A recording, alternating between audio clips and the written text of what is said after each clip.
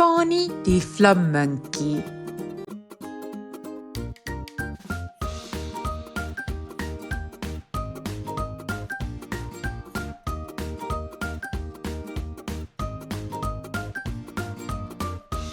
Daar was eendag 'n klein flaminkie met die naam Fani.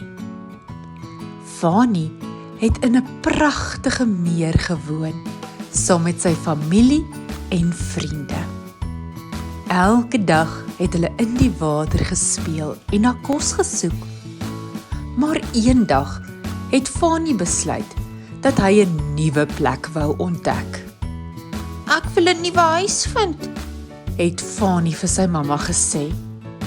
Sy mamma het geglimlag en gesê, "Wees versigtig my kind, die wêreld is groot en vol avonture, maar ook baie gevare." Met 'n fladder van sy pinkvlerke het Fani die lug ingesweef.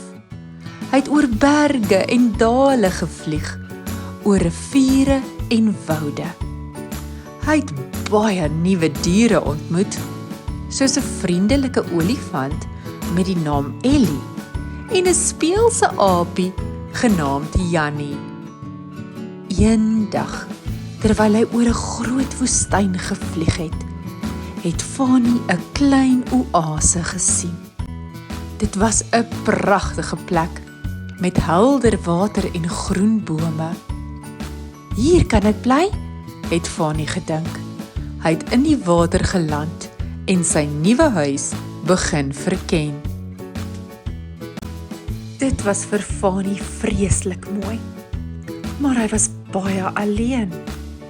Fani het gou besef dat hy sy familie en vriende gemis het. Hy het besluit om terug te vlieg na sy ou huis toe. Toe hy daar aankom, het almal hom met oop arms verwelkom.